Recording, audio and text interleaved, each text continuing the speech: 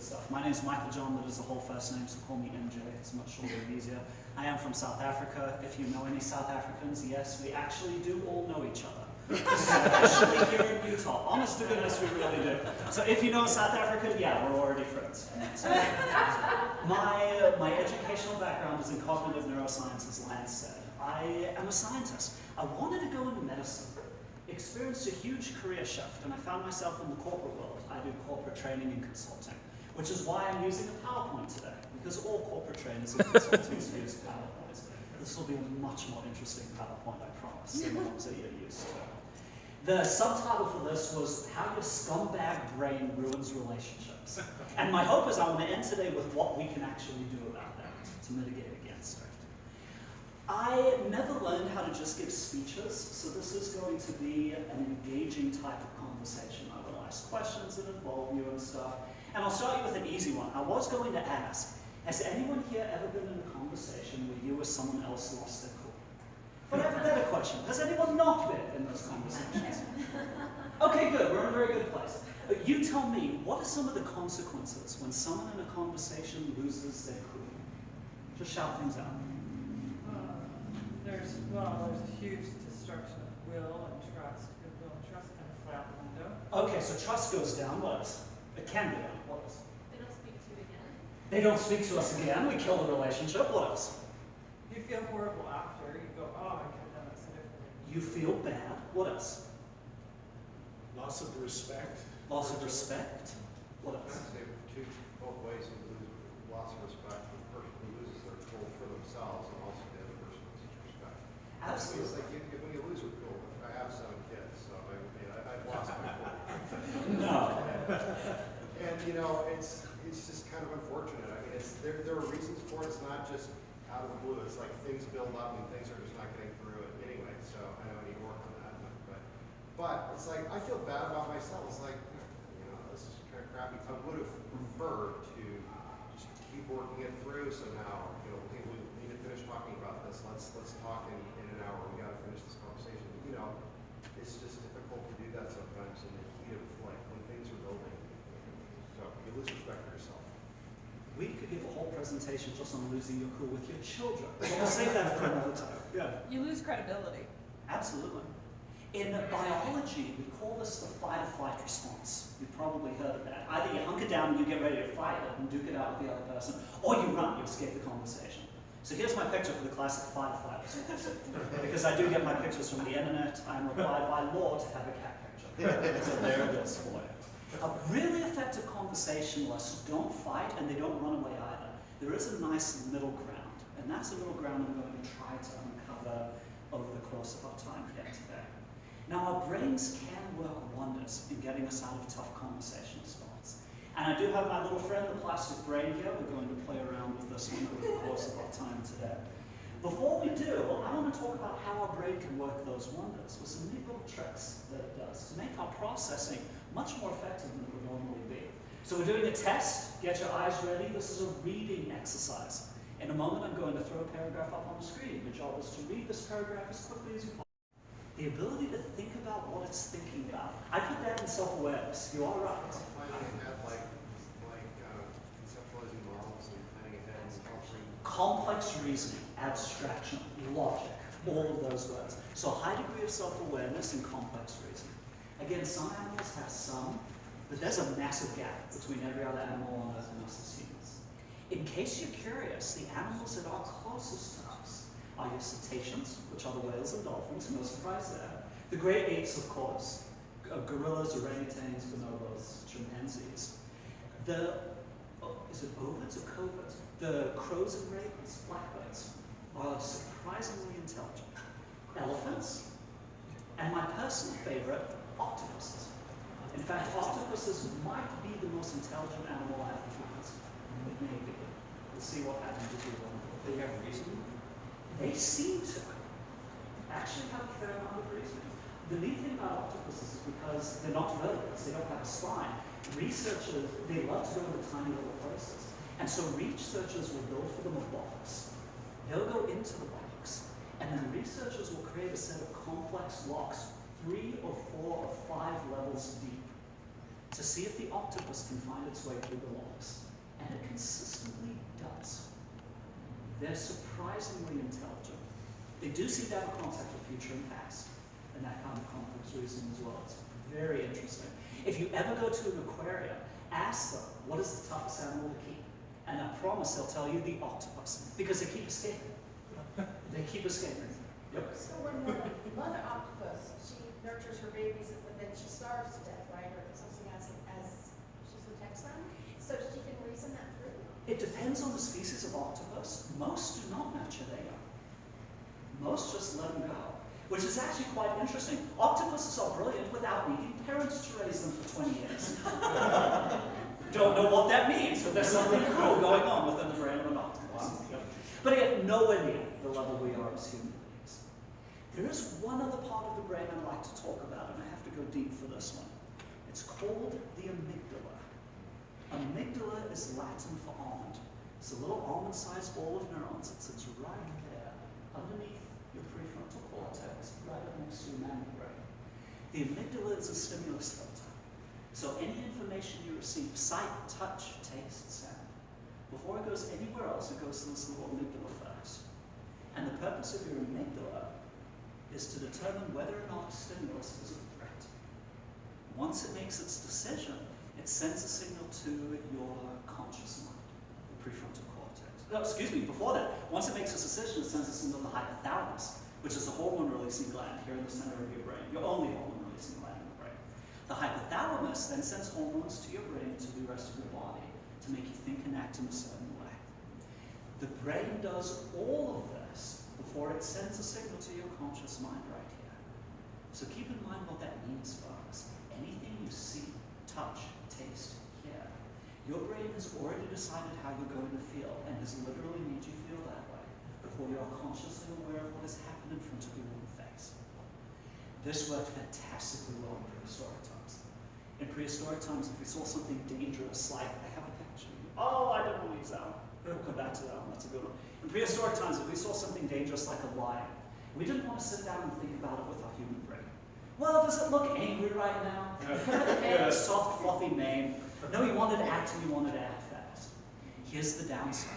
The amygdala has not developed any process to differentiate between a physical threat like a lion and a psychological threat like an angry colleague or an angry spouse or a difficult child.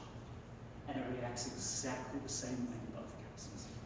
As soon as your amygdala thinks it sees a threat, it shunts blood away from your brain to the rest of your body to help you with that classic fight or flight response. As soon as that happens, we lose an estimated 25% of our IQ. Now, for those of you with an IQ of 170, don't worry about this. You'll be just fine. But for the rest of us, this is a real hit to our natural intelligence. Have you ever seen someone do or say something and afterwards you thought, well, they must be out of their mind? Folks, they almost literally are. The human brain is shut down at this point. Critical thinking is not happening. They're all in their reptile brain. It's all that fight or flight survival kind of response. And that's what kills conversations. When reptile brains are trapped, we get angry, we lose respect for ourselves as well as for others, and all of that great critical raising stuff just winds down because the brain doesn't give it blood anymore, and so it doesn't let it do anything. Now, all is not lost. Once we're aware of what we're feeling, the prefrontal cortex can feed back to the amygdala and settle it down. But make no mistake, that initial rush of emotion, you have no control over whatsoever. And neither does the other person. How many times have we been in a conversation, we've gotten upset or angry and felt so stupid afterwards? Well, of course, we were stupid in the conversation. Our brain shut down most of it and just kept us in the survival response. There's a great way to explain this in the real world. So we're doing another little exercise. I'm going to say half a sentence. I want you to imagine that you're saying the sentence to yourself in your own head. And I want you to finish the sentence with the first word or words that come to mind. And I want this out loud by everyone all at once, so don't think about it. I just want you shouting. Ready? When I am driving and I cut someone off, it's because I wasn't paying attention. I was angry. Someone pulled in front of me. All right, let's do it again. When I'm driving and someone else cuts me off, it's because they are Stupid. Big yeah. This works every single time I've done the exercise. When I cut someone off, it's okay because I didn't mean to. My reasons for being angry was valid, or I didn't see the exit, and so I had to hurry over, so it's all okay. But if someone cuts me off, well, the reason they do that is because they're a big jerk. And I hope they burn long and burn hard for that crime against me. That was your amygdala right then and there. Everyone said close to the same thing at the same time when we did that second sentence. So what I want to talk about now is some tips and strategies for stepping out of our reptile brain and keeping ourselves in our human brain. I want to hear from you. What are some ideas you have for keeping yourselves out of your reptile brain? What's worked for you in the past? Yeah. I have a little trick that I use. It's called the interesting trick. Okay. Because if I can say, interesting, then I know I've accessed my scientific analytical self. There's not emotion there. It's like a lab technician analyzing data. And then all the other ones that are emotional, he's observing those going, wow, look at how when this happened, that rabbit freaked out. So it's like my analytical self analyzing my rat selves. I love it. So teach your brain a little code word, a code phrase, to remind it to go back into the human brain. Here's the nice thing. If you can ask yourself any human brain kind of question, or give yourself a human brain kind of phrase, your body does automatically pump the blood back to your head. And those IQ points start to come back. And it's an automatic process. All you have to do is say or ask yourself something that tricks your human brain into start thinking again. Yeah. What else? My sister-in-law does that with her boys, that when they kind of start having a meltdown or fight, arguing with her too much or kind of losing it, she'll ask them to make a decision.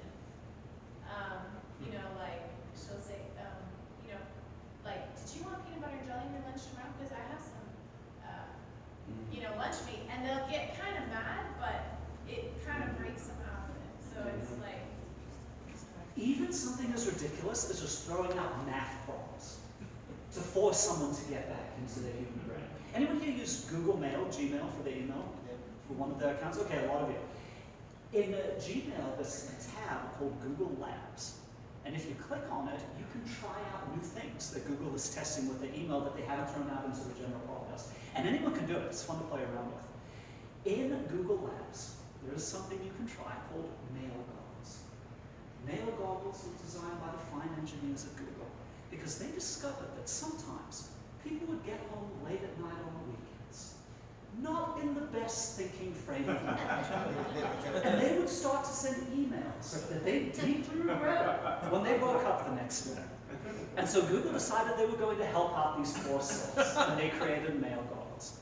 Here's how it works. If you want to try it, click a little tab to turn it on, and then you set up a certain time period. Maybe usually late at night on the weekends when you think there might be some trouble.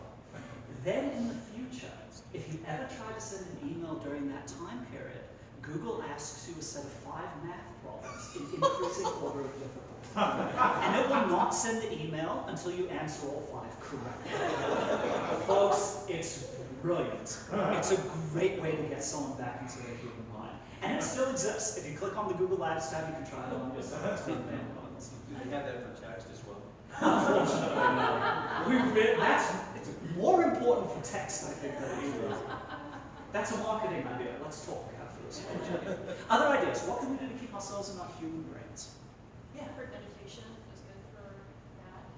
Meditation is a great strategy. Now, there's several different kinds of meditation. The one that neuroscientists are focusing research on is called mindfulness meditation. We could do a whole thing just on mindfulness meditation. The purpose of mindfulness meditation is to teach your brain to stop talking to itself, to just relax and observe what's happening around it.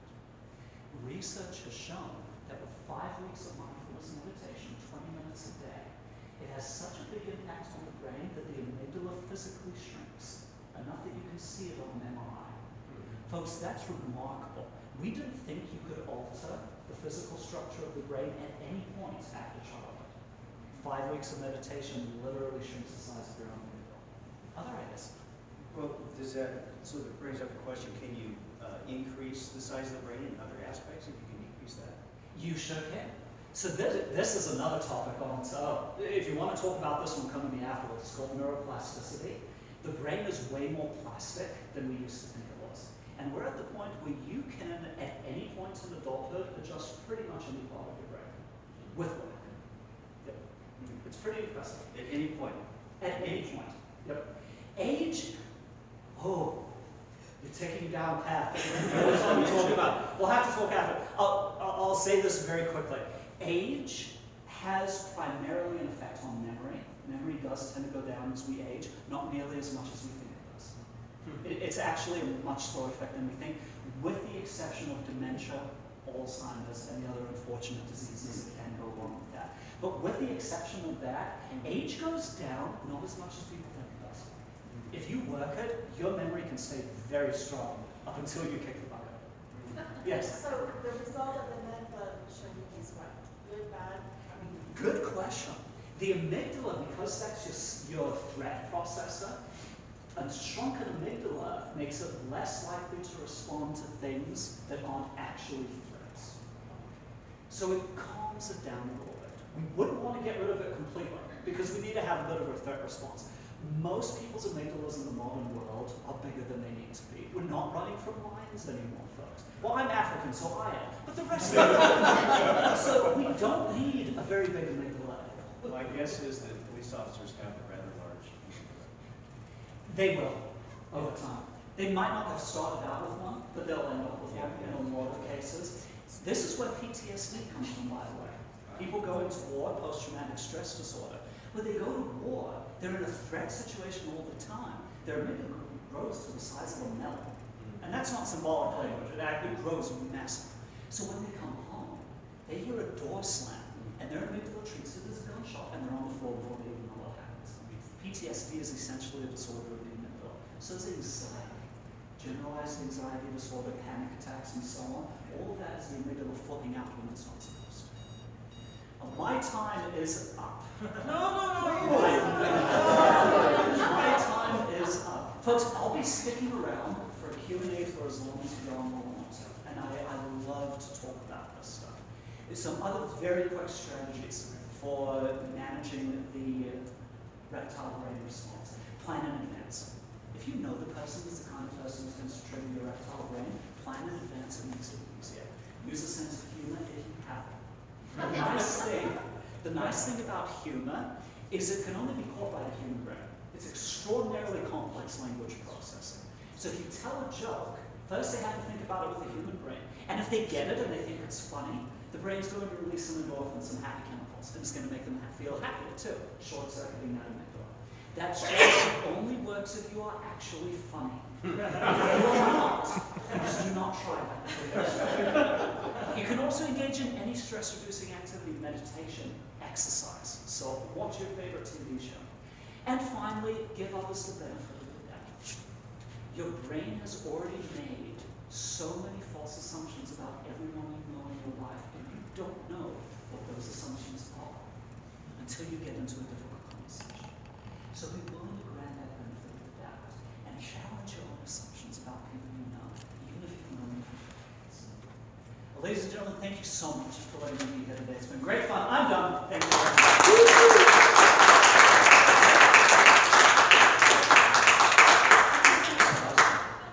Couple quick questions for you. Okay. Do you have a website? Yes, so my company is called stepchangelearning.com, corporate training and consulting company, stepchangelearning.com. And I teach soft skills, communication skills, conflict resolution, teamwork, leadership, and so on. Do individual stuff or just for companies? I do individual coaching as well, personal and professional. That's fun. It's very different from a class, and I really enjoy that. So yes, I do both. Do you blog? I do not blog. Do you do Videos? Facebook stuff? Do you have YouTube videos up? On my website, I do have some YouTube videos from a few things I've taught in the past, and actually I'll be putting more up later this next week. I'm a millennial, but I'm an old one, so I've never been good at the social media thing. Okay. I'm on Facebook, you can find me. I'm the only Michael John on earth. Michael Ivan John, I'm the only one. So you can find me on Facebook. I post random funny things that have nothing to do with neuroscience. Awesome. Other than your website, where, if someone wanted to kind of dive into this more, are there good resources, websites out there for someone to go to? Websites, not so much. Books, yes. We There's don't some do great that books. here. There are some great books written for public consumption that are easy to read and have a lot of good neuroscience and psychology. Thinking Fast and Slow by Daniel Kahneman. He's a Nobel Prize winning author. He's a psychologist, but his Nobel Prize was in economics. Sorry, say that one again. Thinking Fast and Slow Thinking Fast and Slow. by Daniel Kahneman. Okay.